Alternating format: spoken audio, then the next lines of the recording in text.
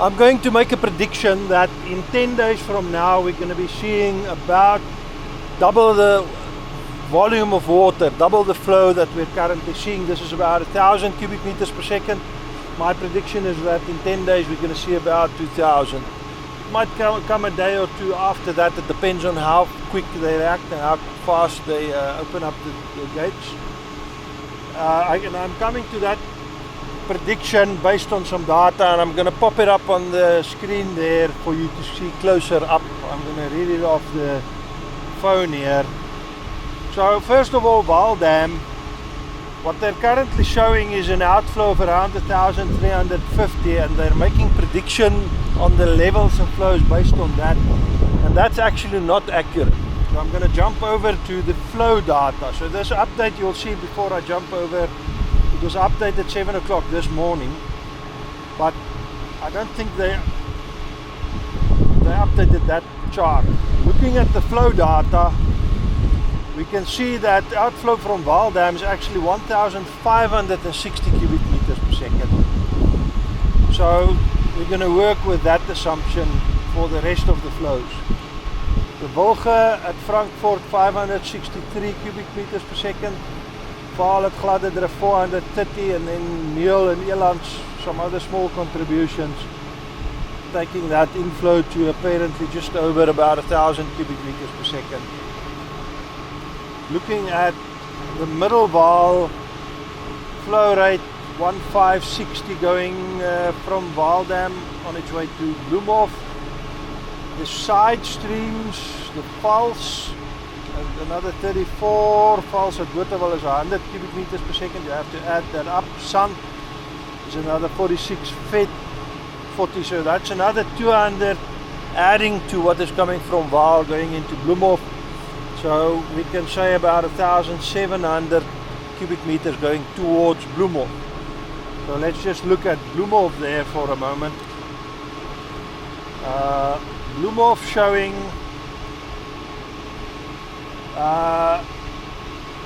predicted, actually showing a lower predicted inflow there. So it looks like Bloomhof, they haven't adjusted that predicted inflow yet.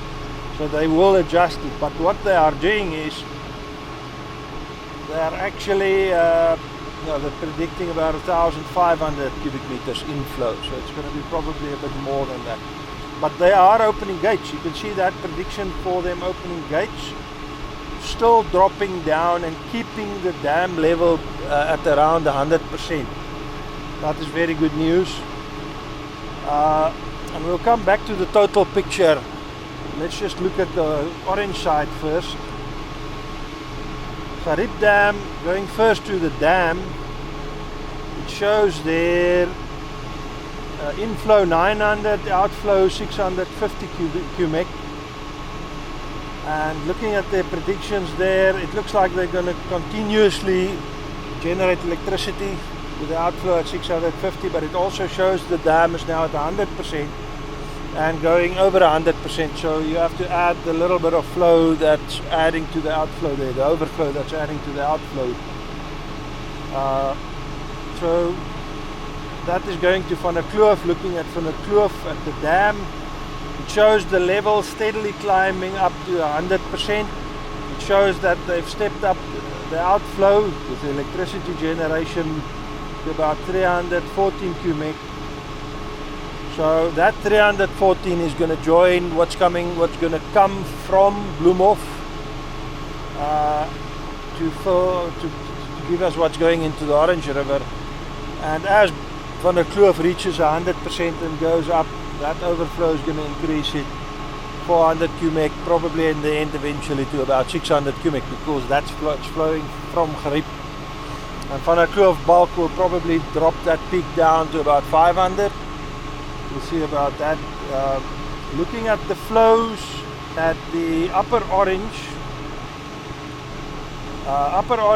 Gariep shows the inflow at Oranje Draai and Aliwal. Both of them are over 500 cubic combined. That's about 1,100, just over 1,100 going towards Gariep Dam. So with the dam at 100%, that outflow from the dam is going to go up to probably about 700 cubic. Outflow from Garib also already here showing 700 cubic. So their flow data seems more accurate. I think the prediction tables, they haven't updated it for the morning yet.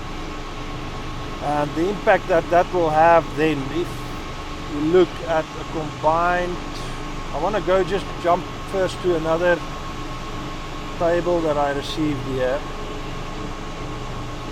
Let's see it there, just give me a moment on that. So there's a prediction of Bloomhof.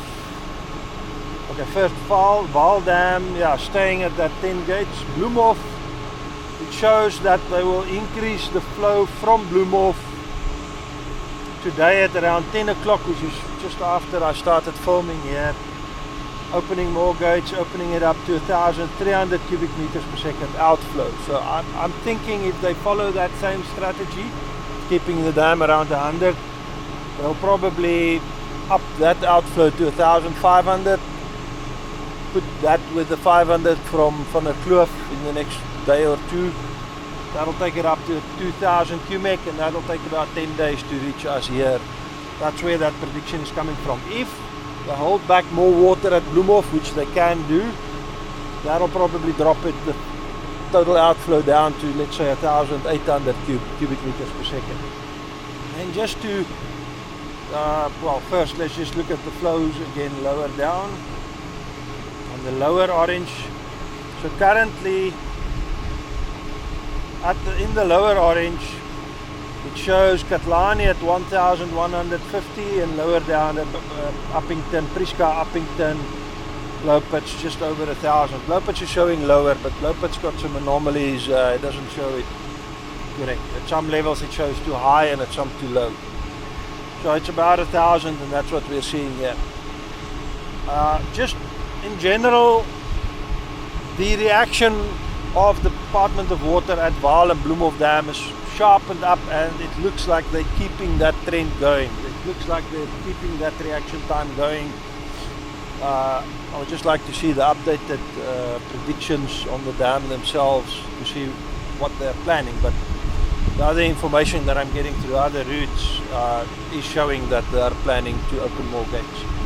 So just in general, what happened earlier this year when we reached 5,000 cubic meters per second was, it looked like either they were trying to just hold back more water for irrigation purposes for later storage, or they were trying, with the Vaal and Bloomhof, trying to keep the flood level below 2,000 cubic meters per second to limit flood damage.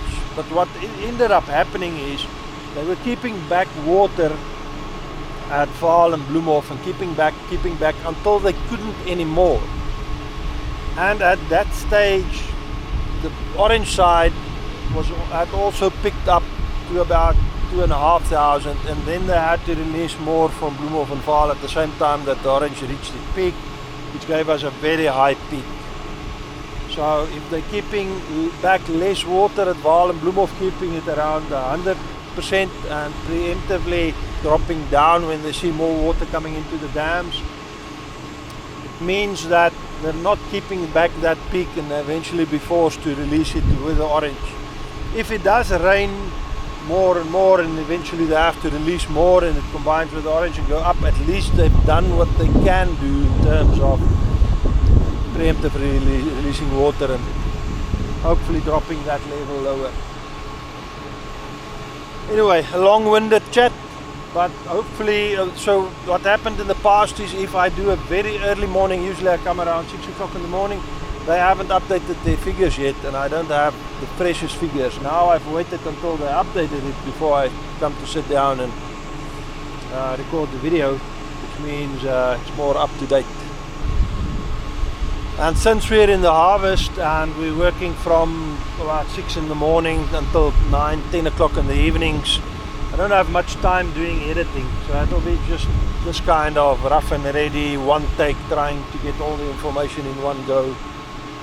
I almost forgot, I wanted to say that I just wanted to look at the weather forecast as well. Looking on Windy, it shows not huge quantities of rains, but enough to keep all the water flowing and to keep picking up the level on the dam. So looking at the next 2 days, it shows an average of about 10 millimeters there over most of the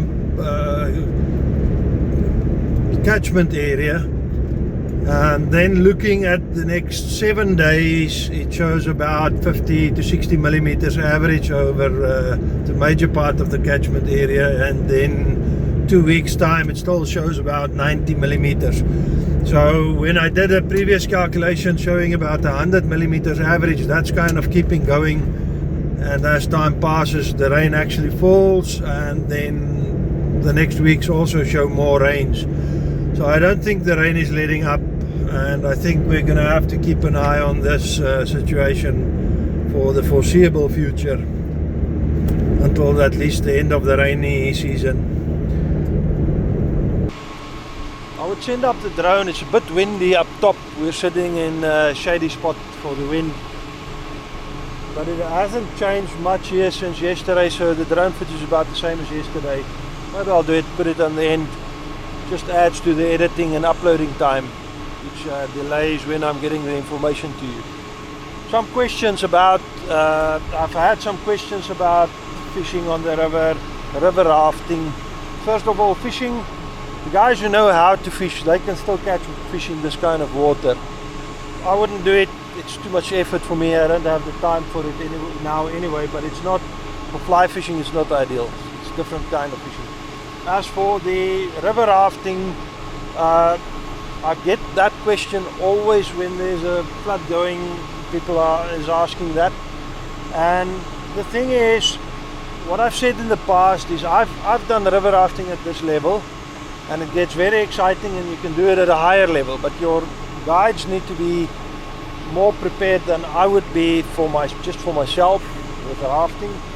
So at around 2000 cubics I stopped doing any rafting or rowing, but the guys who know what they're doing, they can take it up to a much higher level. What happens is, initially as the river rises, it gets more dangerous because you start to get strainers where the trees are normally growing. You get water now going into the trees, which gets dangerous. But as it gets higher than that, it gets less dangerous in terms of strainers and rapids and things like that, and more just dangerous in terms of the total flow. But if you're rigged to handle that total flow, and if you're in an area of the river where the river is open, it's not that dangerous. So it depends on what your guides are prepared for and what they think about it. So I can't tell you from a perspective of what the guides in that certain area of the river will do. They're probably prepared for it and ready for it. So I think if they're happy to do it, it should be fine. What else?